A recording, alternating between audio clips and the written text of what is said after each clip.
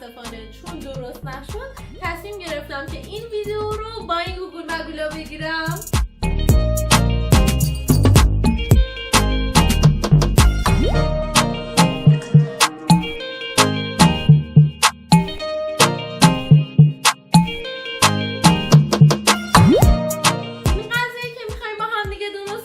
غذای نونی، سریع، آسون، کم هزینه و خیلی خیلی خوشمزه است. پس بریم سراغش. خب اول از همه دل مرغامون رو پاک میکنیم به این شکل. اول سرش رو مثل من بزنیم، بعد از این سمت روی تخته بذاریم و چربیای دورش رو بگیریم.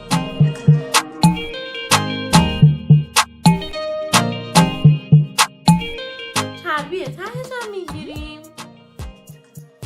حالا از وسط باز میکنیم، چند برش سطحی هم روش میزنیم تا لخته های خونی که توش مونده رو هم بیرون بیاریم. بعد از اینکه همه رو پاک کردیم به خوبی میشوریم.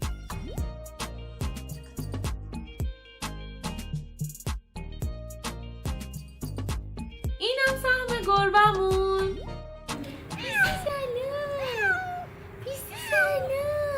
بیا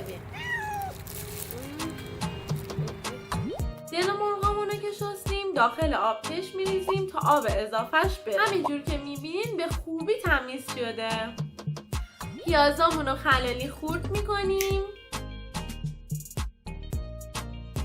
و گوجه هامونم نگینی.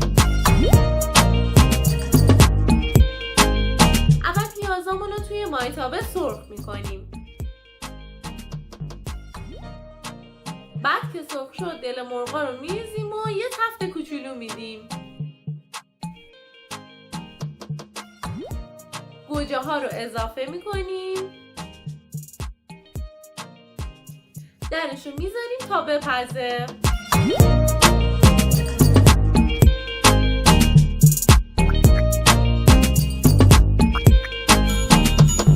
هر چند دقیقه همش میزنیم و مجدد درش رو میذاریم.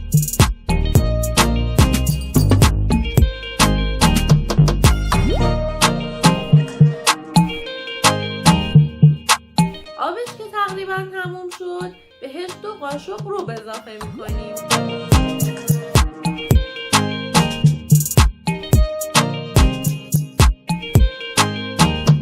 خوب هم میزنیم و درش رو میذاریم تا سرخ بشه.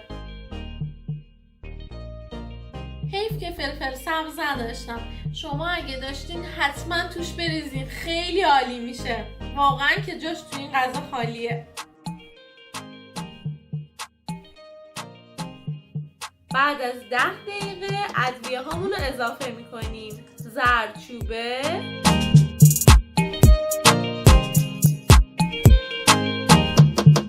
نمک، فلفل سیاه،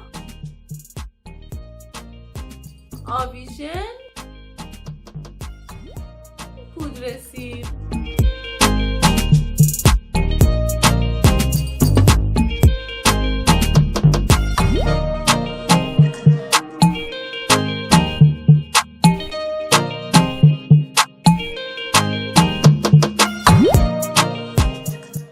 بعد از 5 دقیقه یه قاشق آب لیمو اضافه میکنیم. 1-2 دقیقه تفتش میدیم و تمام.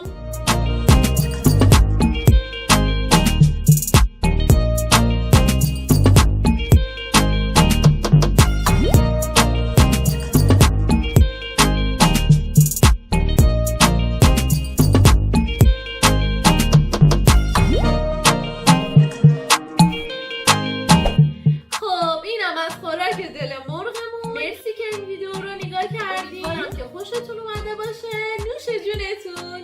لطفاً آرزو تایم رو فالو کنین توی آپارات، اینستاگرام، یوتیوب.